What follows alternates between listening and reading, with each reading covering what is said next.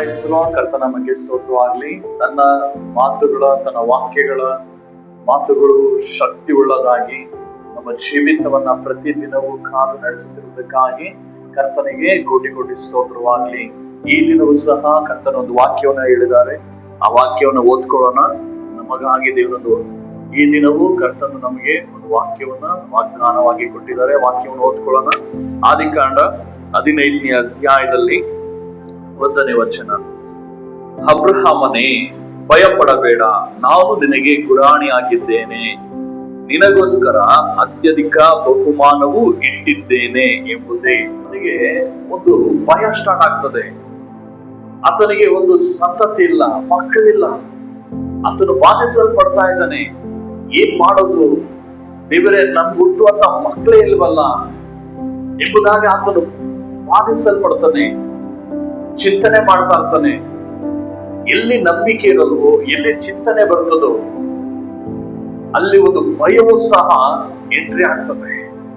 ಇವತ್ತು ನಿಮ್ಮ ಜೀವಿತದಲ್ಲೂ ಸಹ ಒಂದು ಭಯ ಅನ್ನುವಂಥದ್ದು ನಿಮ್ಮ ಜೀವಿತದಲ್ಲಿ ಬಾಧಿಸ್ತಾ ಇದೆ. ಈ ವಾಕ್ಯವನ್ನು ಕೇಳುತ್ತಿರುವಂತ ನಿಮ್ಮ ಹೃದಯದಲ್ಲೇ ಹೇಳ್ತಾ ಇರಬೇಕಂತ, ಭವಿಷ್ಯತ್ತಿನ ಕುರಿತಾಗಿ ಭಯ, ಆರೋಗ್ಯದ ವಿಷಯದಲ್ಲಿರುವಂತ ಭಯ, ಜೀವಿತದಲ್ಲಿರುವಂತ ಭಯ, ಪಾಪದ ವಿಷಯದಲ್ಲಿ ಭಯ, ಜನರ ವಿಷಯಗಳಲ್ಲಿ ಜನರ ಮೇಲಿನ ಇರುವಂತ ಭಯ.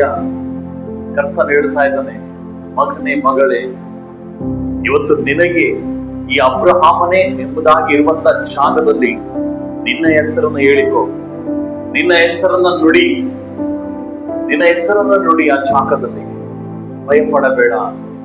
ನಿನ್ನ ಹೆಸರನ್ನ ಕೂಗಿ ಹೇಳ್ತಾ ಇದ್ದಾರೆ, ಭಯಪಡಬೇಡ ಮಗನೇ, ಮಗಳೇ, ನಾನು ನಿನಗೆ ಗುರಾಣಿ ಆಗಿದ್ದೇನೆ. ಗುರಾಣಿ ಅಂದ್ರೆ ಏನು? ದೇವರು ಇವತ್ತು ಆ ಗುರಾಣಿಯ ಪದವನ್ನು ತರ್ತಾರೆ ಅಂತಂದ್ರೆ, ದೇವರು ವಾಕ್ಯ ಹೇಳ್ತದೆ, ನಂಬಿಕೆ ಎಂಬ ಗುರಾಣಿ. ಎಫೆಸದಲ್ಲಿ ನಂಬಿಕೆ ಎಂಬ ಗುರಾಣಿಯನ್ನು ಹಿಡಿದುಕೋ. ಇವತ್ತು ನಿನ್ನ ಜೀವಿತದಲ್ಲೂ ಸಹ ಕರ್ತನ ಹೇಳ್ತಾ ಇದ್ದಾನೆ, ನಿನ್ನ ನಂಬಿಕೆ ಬಿದ್ದು ಹೋಗದ ಹಾಗೆ, ನಿನ್ನ ನಂಬಿಕೆ ದೃಢವಾಗಿ ನಿಲ್ಲುವ ಹಾಗೆ ನಂಬಿಕೆ ಎಂಬ ಗುರಾಣಿಯನ್ನು ದೇವರು ನಿನಗಾಗಿ ಇರ್ತಾ ಇದೆ. ನಿನ್ನ ನಂಬಿಕೆ ಬಿದ್ದು ಹೋಗದ ಹಾಗೆ, ಅದ್ಭುತಗಳನ್ನ ನೀನು ನೋಡುವ ಹಾಗೆ ನಂಬಿಕೆ ಎಂಬ ಆ ಗುರಾಣಿಯ ರೀತಿಯಲ್ಲಿ ದೇವರು ನಿನಗಾಗಿ ಇಟ್ಟಿದ್ದಾನೆ. ಮೇಲಿದಂತ ಆಶೀರ್ವಾದವನ್ನು ದೇವರು ಇಟ್ಟಿದ್ದಾನೆ. ನಿನಗೆ ಒಂದು ಬಹುಮಾನವನ್ನು ಇಟ್ಟಿದ್ದಾನೆ. ನಿನಗೆ ಒಂದು ಭಯಂಕರವಾದ ಕಾರ್ಯಗಳ ಇಟ್ಟಿದ್ದಾನೆ. ನೀನು ಅದನ್ನ ನಂಬು, ನಿನ್ನ ಜೀವಿತವನ್ನು ಬಿಡುಗಡೆ ಆಗ್ತದೆ. ಇವತ್ತು ಅಬ್ರಹಾಮನಿಗೆ ಹೇಳಿದಾಗ ಅಬ್ರಹಾಮನ ಏನ್ ಮಾಡ್ತಾನೆ ನೋಡ್ರಿ. ವಾಕ್ಯ ಮುಂದಿನ ವಾಕ್ಯ 6ನೇ ವಚನದಲ್ಲಿ, ಅಬ್ರಹಾಮನು ಯೆಹೋವನನ್ನು ನಂಬಿದನು, ಯೆಹೋವನು ಅವನ ನಂಬಿಕೆಯನ್ನ ಅವನ ಲೆಕ್ಕಕ್ಕೆ ನೀತಿ ಎಂದು ಎಣಿಸಿದನು. ದೇವರು ಹೇಳಿದಾಗ ಅಬ್ರಹಾಮ ಕಂಪ್ಲೀಟ್ ಆಗಿ ಅದನ್ನು ಸ್ವೀಕಾರ ಮಾಡ್ತಾನೆ. ಇವತ್ತು ಹೇಳ್ತಿರುವಂತ ಮಾತನ್ನ ನೀನ್ ನಂಬುವಾಗ ನಿನ್ನ ನಂಬಿಕೆಯನ್ನ ದೇವರು ನೋಡಿ ನಿನ್ನ ನೀತಿವಂತನಾಗಿ ದೇವರು ಬದಲಾಯಿಸ್ತಾನೆ.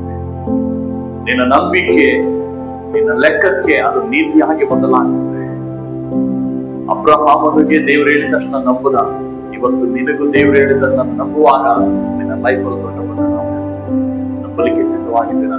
ಪ್ರಾರ್ಥನೆ ಮಾಡುವ. ಪರಲೋಕದಲ್ಲಿರುವ ನಮ್ಮ ತಂದೆಯಾದ ದೇವರೇ, ಯಾರೆಲ್ಲ ರಾಜ್ಯ ತಮ್ಮನ್ನ ಒಪ್ಪಿಸಿಕೊಡ್ತಾ ಇದ್ರು ದೇವರೇ, ಏನೆಲ್ಲ ರಾಜ್ಯ ಒಳಗಡೆ ಭಯದಿಂದ ಜನರು ಬದುಕ್ತಾ ಇದ್ರು, ಯಾವ್ಯಾವ ವಿಷಯಗಳಲ್ಲಿ ಭಯ ಇದೆಯೋ ಆ ಭಯವು ನೀಗಿ ಹೋಗಲಿ ಕರ್ತನೆ. ಅವರ ಜೀವಿತದ ಭಯವು ನೀಗಿ ಹೋಗಲಿ ಯೇಸುವಿನ ನಾಮದಲ್ಲಿ. ಕರ್ತನೆ, ಈ ಕ್ಷಣದಲ್ಲಿ ನಿನ್ನ ಸ್ವಸ್ಥತೆ ಶಕ್ತಿ ಬಿಡುಗಡೆ ಆಗಲಿ. ಅವರನ್ನ ಬಂಧನಗಳಿಂದ ಕಟ್ಟುಗಳಿಂದ ಬಿಡುಗಡೆ ಮಾಡುವ ಶಕ್ತಿ ಬಿಡುಗಡೆ ಆಗಲಿ ಯೇಸುವಿನ ನಾಮದಲ್ಲಿ. ದೇವರೇ, ಅವರಿಗೆ ಗುರಾಣಿಯಾಗಿ, ನಂಬಿಕೆ ಎಂಬ ಗುರಾಣಿಯಾಗಿ ಆ ನಂಬಿಕೆ ಬಿದ್ದೋಗದ ಹಾಗೆ ದೃಢಪಡಿಸಲು ಪ್ರಾರ್ಥಿಸ್ತಾ ಇದ್ದಾರೆ. ಈ ಕೃಪೆ ಮಾಡು ಸ್ವಾಮಿ. ದೇವರೇ, ಅವರಿಗೆ ಆಶೀರ್ವಾದ ಉಂಟು ಮಾಡು. ಅವರ ಯೋಚನೆಗೆ ಮೀರಿದ ಆ ಕಾರ್ಯಗಳನ್ನು ಉಂಟು ಮಾಡು.